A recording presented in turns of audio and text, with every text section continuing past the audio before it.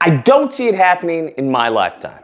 Oh my goodness. So before you lose your mind, let me just say I am in support of reparations, 100%. I don't believe that it's a handout like many people claim, that it's very much a debt that is owed. It is owed to a specific group of people, not everyone, okay, but Black Americans who are descendants of chattel slavery in this country, in the U.S., in addition to as far as the other laws and injustices that have befallen us, whether it's, Jim Crow, whether it's convict leasing, litany of things that has happened to us in this country. Having said that, even though I'm in favor of it, I don't see it happening, as I said in the intro, in my lifetime. Now, this is unfortunately a sentiment that has been echoed from, past generations where they're like, hey, I agree, but I don't see it happening in my lifetime. And I'm going to tell you the main two factors of why I don't see it happening in my lifetime, or if ever at all, if this isn't changed.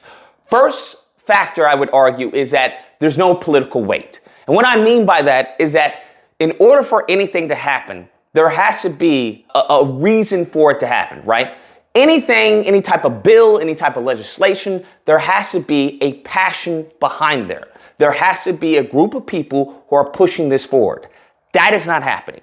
When it comes to the DNC has not officially endorsed reparations. When it comes to Republicans, okay, the RNC, they definitely haven't endorsed reparations. And when you look at the data, when it comes to the constituents of the DNC and RNC, Democrats, 48% say, yeah, they're for reparations. 49% say that they're not.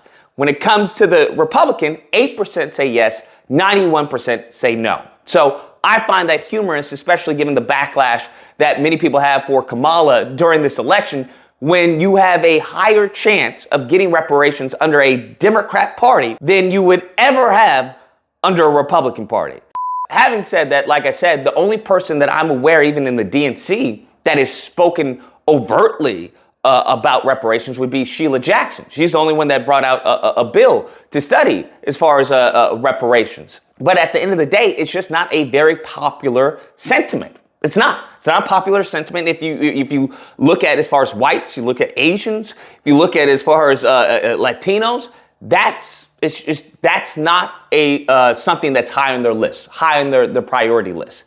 And if you take that into account as far as what Dr. Claude Anderson said that, hey, if you're a majority minority and you're not getting anything, what makes you think you're going to get something when you're a minority, okay? When you're a super minority, you're really not going to get anything.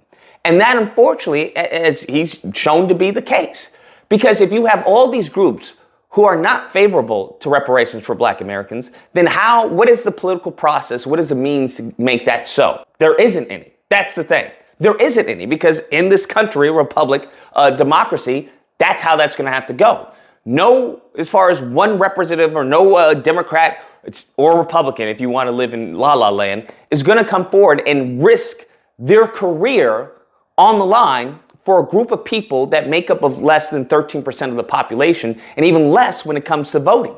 What I find truly fascinating is that I would think that if it was up to me, I would go and knock on the doors of the Japanese.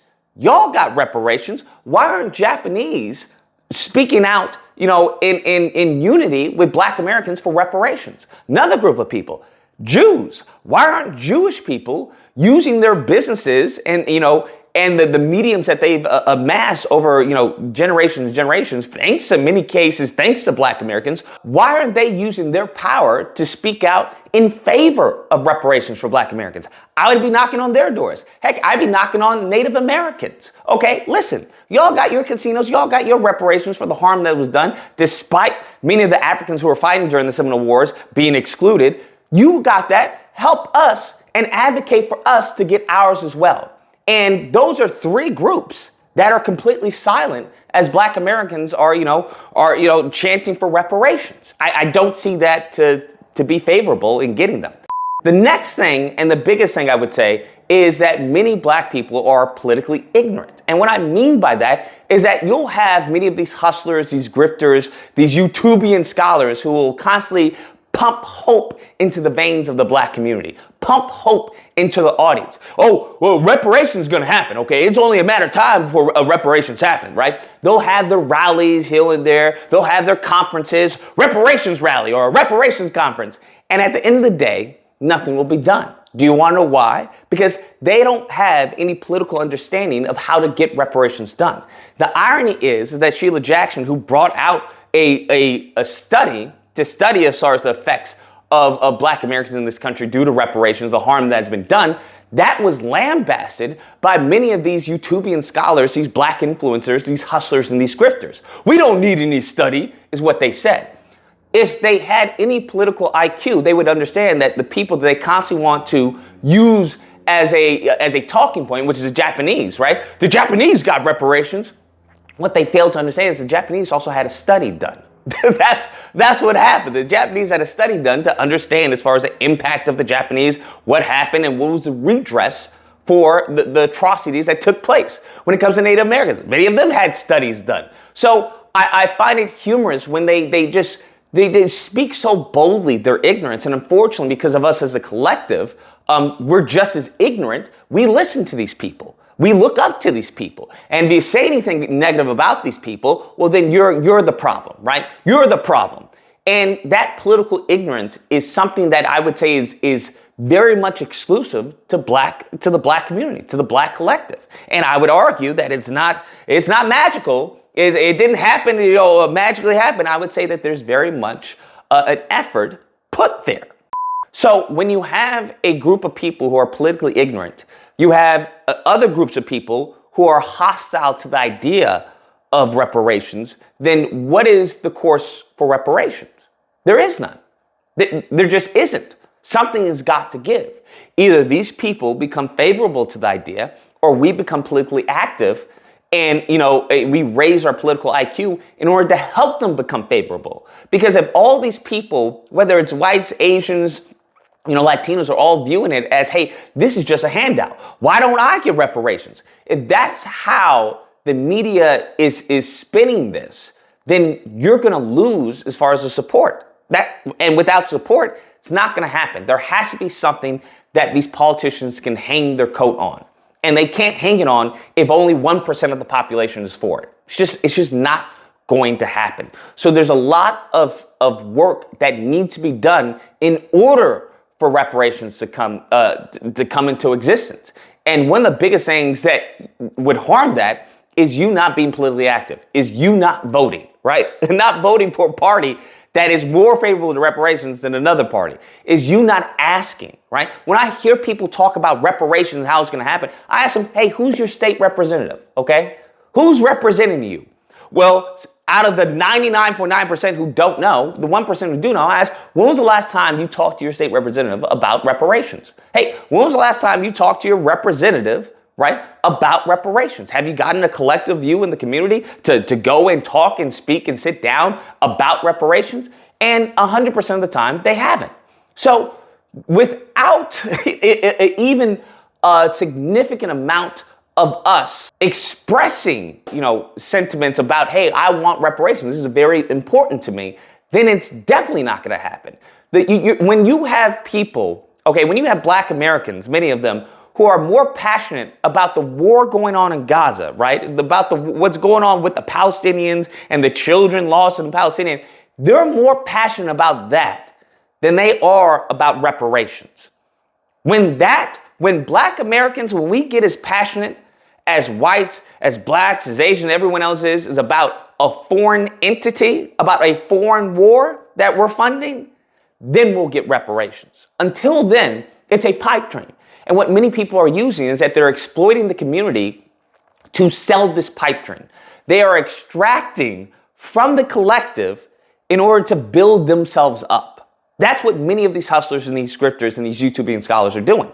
They're not offering any actual tangibles. When it comes to tangibles, they don't even as far as specify what that is. And when they do specify, they have no means of actually manifesting that in the political system, which is the only way you're going to get it. The only way you're getting as far as reparations is through Congress. If you're ignorant of who is in Congress representing you, then how do you expect to get reparations? You're not.